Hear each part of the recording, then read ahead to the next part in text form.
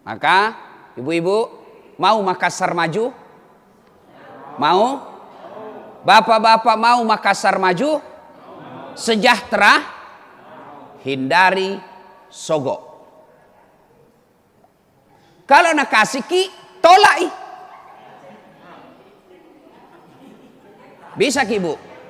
Bisa ki? Makanya miskin terus ki. Rabbi shrah li sadri wa yassir li amri. Semua orang punya masalah. Nah, Allah seolah-olah ingin menyampaikan kepada kita, hambaku, kalau ada masalahmu, ini kau pakai untuk menyelesaikan masalahmu. Salah satu senjata ketika ada masalahmu, ini kau gunakan. Apa itu? Kekuatan doa. Nah, pada kesempatan ini saya ingin menyampaikan sebuah doa yang selalu diamalkan oleh Rasulullah Muhammad SAW ini. Dan doa ini diriwayatkan oleh Imam Muslim, di mana Rasulullah SAW memohon kepada Allah, memohon perlindungan kepada Allah agar terhindar dari 4 hal. Jadi kalau Nabi saja memintanya, berarti ini memang masalah ini sangat penting kita mohonkan kepada Allah. Apa gerangan keempat itu? Mari kita simak. Ini oleh-oleh pulang pengajian. Karena kadangkala biasa di antara kita ada orang pulang pengajian tidak ada oleh-olehnya, kecuali jalan kote. Ada miku lihat jalan kote di depan. Bagaimana pengajiannya? Hebat sekali tuh Ustaz, jago ceramah. Apa Nabi bilang? Kulupa mi. Nah, kali ini saya berikan oleh-oleh untuk diamalkan. Doa itu Rasulullah memohon kepada Allah perlindungan terhadap 4 hal. Apa itu? A'udzubillahi minasyaitonirrajim. Rasulullah berdoa, Allahumma inni a'udzubika min qalbin la yahsa. Pertama Rasul minta, ya Allah, lindungilah saya dari hati yang tidak bisa khusyuk. Penyakit hati ini. Ini musibah besar kalau hati kita sudah tidak bisa khusyuk dalam sholat. Banyak kan begitu di antara kita. Sholat Allahu Akbar. Mulut baca Al-Fatihah, tapi dalam hati tak, dalam pikiran kita melayang-layang. Di mana ku simpan tadi motor? Kunci motor. Allahu Akbar. Baca Al-Fatihah. Tiba-tiba diperiksa kantongnya, tidak ada. Kantong belakangnya tidak ada. Baru dia ingat, madam mijah, menempel di motor. Kira-kira masih bisa ki khusyuk? Menempel di motor. Mana imam lagi panjang bacanya? Hilami motor kah? Hilami motor. Iya kan? Allahu Akbar. Rakaat kedua, mulut baca Al-Fatihah, tapi apa dalam hati tak? Tadi uang 100.000, beli bensin 50.000, beli pulsa 30.000. Mana ini 20? Allahu Akbar. Nah periksa kantonna. Sami'allahu liman hamidah. Belum pindah dapat. Allahu Akbar. Nah periksa lagi. Baru begitu Assalamualaikum warahmatullahi.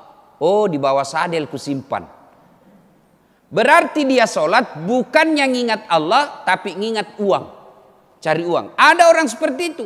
Dan penyakit hati ini jauh lebih bahaya daripada corona. Tidak ada orang nanti masuk neraka. Kenapa kau masuk neraka dah saat? Positif corona. Tidak ada. Yang bisa membuat kita masuk neraka, terhindar dari sorga, gara-gara apa? Sombong, takabur, pembohong, pak kepala talang. Ini semua penyakit hati. Dan ini penyakit hati jauh lebih berbahaya daripada penyakit fisik. Saya kasih contoh. Bapak ke Maros, bawa mobil, yang nyetir tangan, yang nginjak gas rem apa? Kaki. Yang melihat tanda rambu-rambu lalu lintas sepanjang jalan apa? Mata. Yang berpikir sepanjang jalan bawa mobil apa? Otak. Tapi begitu mau ada tikungan apa tertulis? Hati-hati. Tidak ada tertulis otak-otak. Itu oleh-oleh khas Makassar, otak-otak. Di masjid atau di kantor wali kota ada pengumuman. Yang menulis pengumuman apa? Tangan. Yang melihat salah atau tidak ketikannya? Mata. Yang berpikir sepanjang menulis pengumuman itu apa? Otak. Tapi begitu mau diumumkan pengumuman, apa Nabi bilang announcer? Perhatian, perhatian. Tidak ada bilang perotakan, perotakan. Berarti memang ini hati sangat penting. Dan hati yang tidak bisa khusyuk adalah penyakit yang sangat membahayakan. Maka Rasulullah memohon kepada Allah, Allahumma inni a'udzubika min qalbin la yahsha. Ya Allah, lindungi kami, lindungi saya dari hati yang tidak bisa khusyuk. Nah, sekarang kalau ada di antara kita sudah 10 tahun latih sholat, 15 tahun sholat, tapi kok tidak bisa khusyuk? Allahu Akbar, baru dibaca semua itu pengumuman di masjid. Keadaan keuangan Masjid Nurul Majid, saldo kas, dibaca semua. Barulah diingat semua barang yang hilang. Itu penyakit hati. Pertanyaannya, kenapa hati kita tidak bisa khusyuk dalam sholat? Apa penyebabnya? Salah satu dari sekian banyak penyebab hati tidak bisa khusyuk, hubbi aklil haram, suka memakan makanan haram. Insya Allah bapak-bapak tidak akan makan daging babi. Insya Allah bapak-bapak tidak akan minum ballo, vodka, whisky, Jenever, Donald, topi miring, ballo AC, manyang, tua. Insya Allah tidak. Tapi yang bisa membuat kita makan minum makanan haram apa? Serangan fajar. Nah, ini pilkada Makassar. Hati-hati. Survei ada berasnya. Ya? Hati-hati. Nah, tulis NPWP. Nomor no piro. Wane piro. Nomor berapa? Uangmu berapa? Dengar. Bapak-bapak yang selalu menerima uang suap pilkada. Ibu-ibu yang selalu menerima uang suap pilkada. Itu salah satu penyebab bapak tidak bisa khusyuk dan doa tidak diijabah oleh Allah Subhanahu wa taala. Berapa kita dapat kalau pilkada? Paling 300.000. Satu hari makan bakso dengan teman-teman habis.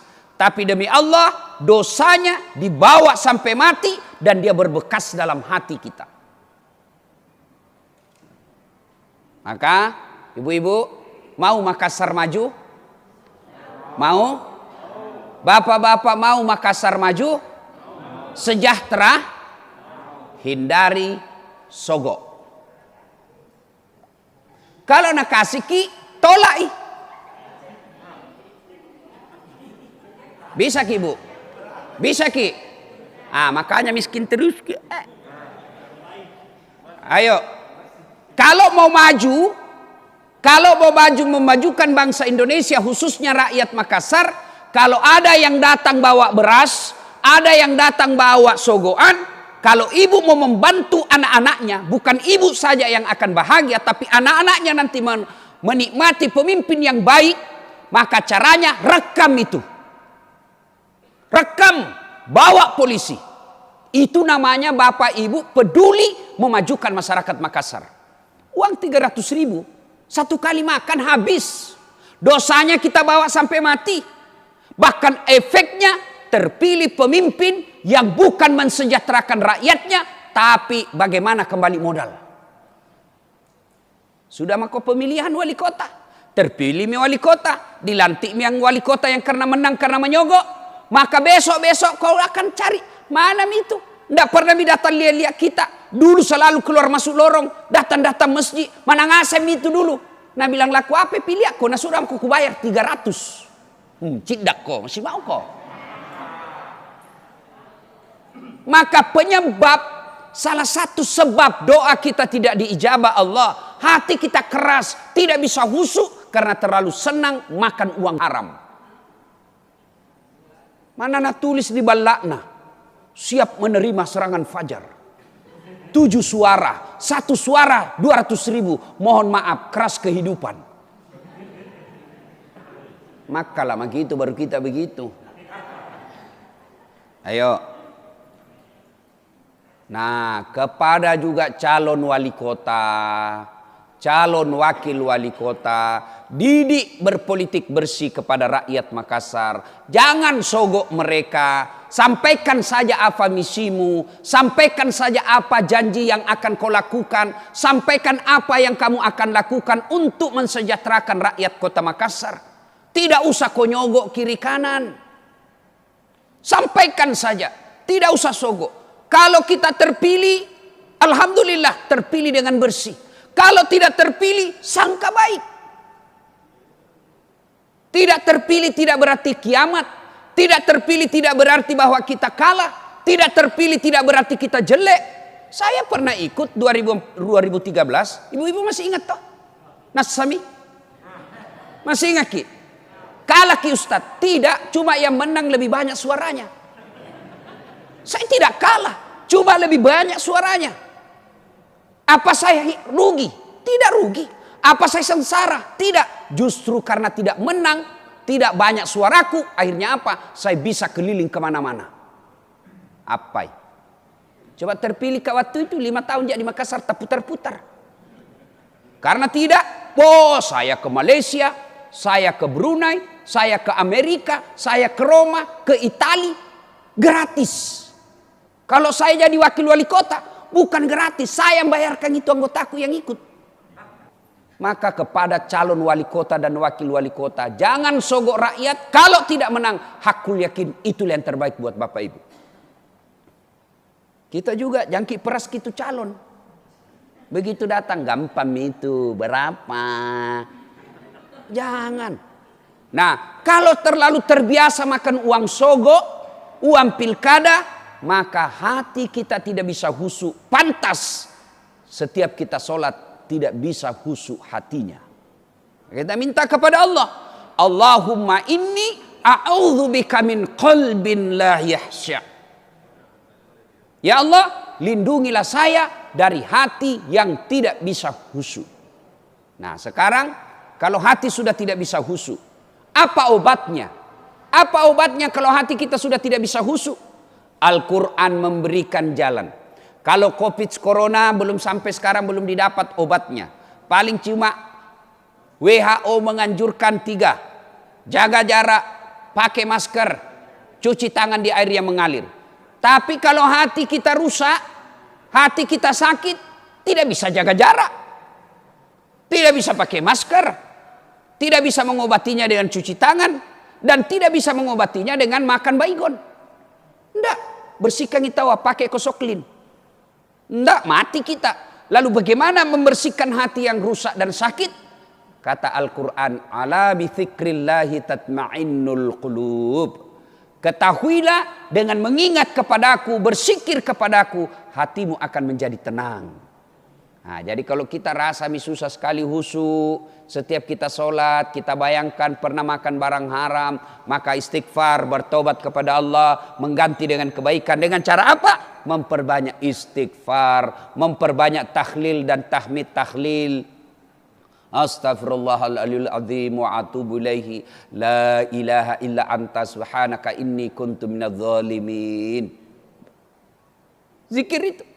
Terlalu panjang Ustaz. Ya zikir yang pendek-pendek. La ilaha illallah. La ilaha illallah. Subhanallah. Subhanallah.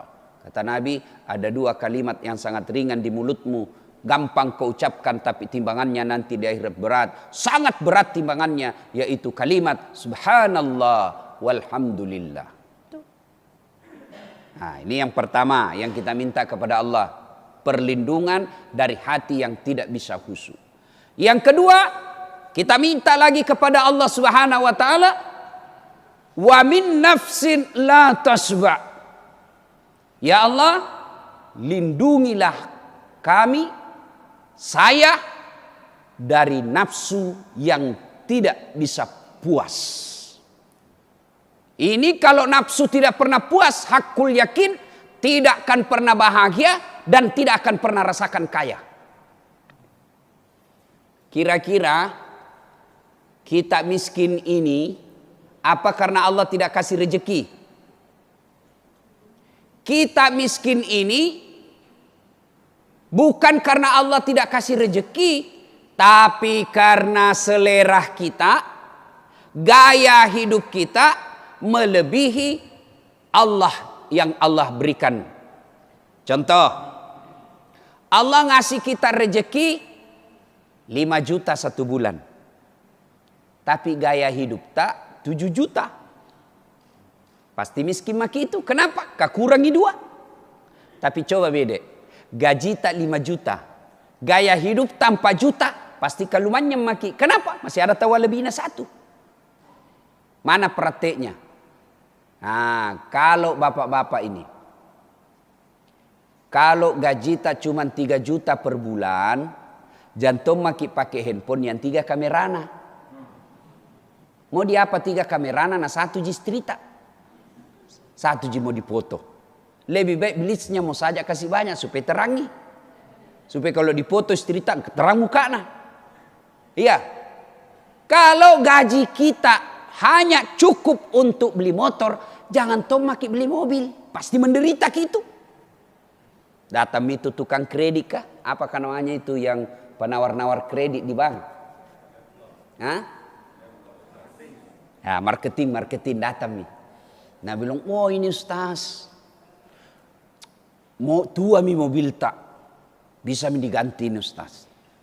Kalau ada mobil baru lebih sehat Ustaz, tidak mogok-mogok mi. Pulang kampung ki enak Ustaz. Wah, 1 mobil maki semua 1 keluarga tak lebih besar lagi. Tidak nak hujani maki kalau pikir pengantin. Yang enak-enak semua nak ceritakan gitu. Tidak nak ceritakan ki bagaimana kalau dicuri bannya. Tidak nak ceritakan ki bagaimana kalau tiba-tiba mogok di jalan. Semua yang enak-enak dicerita. Maka yang membuat kita sengsara kalau hati kita tidak pernah puas, nafsu kita tidak pernah puas dengan apa yang Allah berikan. Yang kedua, kita minta kepada Allah, lindungilah saya, lindungi kami kalau kita berjamaah dari nafsu yang tidak pernah puas. Ini kalau politisi tidak pernah puas dengan nafsunya, maka akan terjadi, kita lihat politisi yang apa namanya itu, yang dia mami semua. Apakah namanya itu kalau dalam dunia politik dia mami semua? Bapaknya ketua DPR, anaknya anggota DPR, toh manantuna sekretarisna, anuna pemboronna di DPR. Dia semua yang ambil. Ambek muami nabila orang Makassar. Nah, ini orang seperti ini nafsu yang tidak pernah puas. Apa dilarang? Tidak dilarang dalam sistem demokrasi. Tapi itu bisa mencederai perasaan masyarakat. Tuh, yang ketiga kita minta kepada Allah Subhanahu wa taala. Wa min ilmin la yanfa'. Ya Allah, lindungilah saya dari ilmu yang tidak bermanfaat. Apa ilmu yang tidak bermanfaat? Kita tahu itu. Kita tahu barang salah, kita tahu ini haram, tapi tetap kita lakukan. Ilmu yang tidak mendekatkan diri kepada Allah, itu ilmu yang tidak bermanfaat. Ada orang tahu bahwa bermusuhan itu haram, memutuskan persaudaraan itu haram. Wa'tasimu bihablillahi jami'an wa la tafarraqu. Dia tahu bahwa berpegang teguhlah engkau kepada tali persaudaraan agama Allah dan janganlah engkau bercerai-berai. Dia tahu itu. Tapi apa yang terjadi? Depan rumahnya baku musuh gara-gara bunga. Yang lagi tren sekarang. Janda lobang. Cocok itu? Iya. Janda bolong. Gara-gara bunga. Dia bermusuhan depan rumahnya. Samping kanannya bermusuhan gara-gara got. Samping kirinya bermusuhan gara-gara apa? Parkir. Belakang rumahnya bermusuhan gara-gara apa? Binatang peliharaannya. Padahal hitam jidatnya gara-gara sholat. Berjamaah tiap 5 waktu di masjid. Tapi semua tetangganya tidak senang gara-gara sikap akhlaknya. Ini yang disebut ilmu yang tidak bermanfaat. Dia tahu. Dia tahu bahwa bersedekah itu adalah anjuran agama yang sangat prioritas. Dia tahu bahwa kalau kau mau menikmati hartamu dunia akhirat, bersedekahlah kau. Tapi dia gigili. Nah, bilang di kampungku, kikiri galap paku jambatan. Dia tahu bahwa sedekah itu kemuliaan. Dermawan itu sikap yang dianjurkan oleh agama. Tapi pelit. Jangankan sama orang lain. Orang yang bekerja sama-sama dia tidak pernah dia kasih sedekah. Untuk apa saya ini? Nah, sudah ada gaji. Gaji itu kewajiban kita kasih ke orang yang kerja kepada kita. Pembantu kita, pegawai kita. Itu gaji, kewajiban kita kepada dia. Tapi yang namanya sedekah, itu sunnah. Gajinya orang kerja di rumah, misalnya 1 juta. Nah, tiap bulan, ini gajimu 1 juta, tambahnya 200. Ini sedekahku untuk bulan ini. Dia tahu sedekah itu anjuran agama, tapi dia pelit. Itu yang disebut ilmu yang tidak bermanfaat. Dia tahu sholat 5 waktu itu baik, anjuran agama, terutama kalau subuh. Bahkan Nabi jelaskan, andai saja kau tahu pahalanya datang berjamaah subuh, maka kau akan datang ke masjid meskipun engkau merangkak. Dia tahu itu, dia baca hadisnya, dia tahu itu sahih, tapi tidak bisa datang ke masjid. Ilmu yang tidak bermanfaat. Yang keempat, kita minta kepada Allah, Allahumma inni a'udzubika min qalbin la yahsha, wa min nafsin la tasba', wa min ilmin la yanfa', wa min du'a tidak dikabulkan Allah. Doa sudah tidak diijabah oleh Allah, sudah musibah buat kita. Kalau bapak tidak disenangi wali kota, tidak ada masalah dalam hidup kita. Paling masalahnya kalau mau memperpanjang KTP. Kalau ada masalah wali kota kita tidak senang sama kita, tidak usah cemas, dunia tidak kiamat. Tunggu dia selesai 5 tahun habis. Tapi kalau Allah sudah tidak kabulkan doa kita, kemana lagi kita meminta? Nah, salah satu sebab doa tidak diijabah oleh Allah, doa tidak dikabulkan oleh Allah, salah satu sebabnya kalau kita melalaikan sholat 5 waktu. Tidak bakal itu. Biar ibu berdoa 5 kali sehari semalam. Bahkan 10 kali berdoa sehari semalam. Bahkan 15 kali berdoa sehari semalam. Tapi di mana dia berdoa? Status. Ya Allah, lindungilah kami dalam perjalanan. Sibuknya itu Tuhan mau baca status tak? Doa sebabnya tidak diijabah oleh Allah kalau kita tidak mendirikan sholat, atau bahasa hadisnya menganggap enteng sholat. Al-mutakhawilu bis sholat, menganggap enteng sholat. Nah, ibu bapak saudara-saudara sekalian, inilah doa yang diajarkan oleh Rasulullah Sallallahu Alaihi Wasallam. Ustaz, susah ku hafal itu Ustaz. Tuliskan nggak dulu Ustaz, baru kita WhatsApp. Doa tidak harus pakai bahasa Arab. Berdoa maki, ringkasan doa tadi bahasakan dengan bahasa tak. Intinya ini doa 4 hal. Ya Allah, lindungilah saya dari hati yang tidak bisa khusyuk, dari nafsu yang tidak pernah puas, dari ilmu yang tidak bermanfaat, dan dari doa yang tidak engkau kabulkan. Minta maki itu, tidak harus di bahasa Arab. Selesai ki solat 5 waktu. Tapi doa sebaik-baik doa waktunya, sujud terakhir dalam solat. Jadi kalau kita lihat ada orang lama sekali ketika sujud, berarti ada minta di situ. Jadi ketika sujud terakhir, disitulah tempat mustajab dalam berdoa. Nah, ibu bapak saudara-saudara sekalian, inilah tausiah kita pada taklim kita kali ini. MC sebenarnya tidak penting berterima kasih kepada dasat. Yang paling penting bapak berterima kasih kepada jamaah. Tidak ada hebatnya saya ceramah kalau tidak ada jamaah. Apa? Kira-kira saya hebat karena tidak ada jamaah? Mana bisa saya ceramah tidak ada jamaah? Kalau saya di sini ceramah 1 jam, merapi-api, hebat, keluar semua dalil-dalil, tapi tidak ada jamaah. Lewat orang depan Gunung Merapi, Nabi bilang, lama itu Ustaz Zaki begitu, kasihan. Jadi sebenarnya ini berterima kasih kepada jamaah yang mau hadir dalam pengajian seperti ini, insya Allah. Tapi biar mau semua datang mendengar ceramah, tidak ada penceramah. Maka disinilah pentingnya kita saling menghormati. Ya, Ustadz tidak boleh meremehkan jamaahnya, tidak boleh nganggap remeh jamaah. Jamaah tidak boleh menghina ulamanya. Karena kita adalah saling membutuhkan. Ibu bapak saudara-saudara sekalian, sebelum saya akhiri, sulup mie kue. Kalau keluar mie kue hilang mie konsentrasi.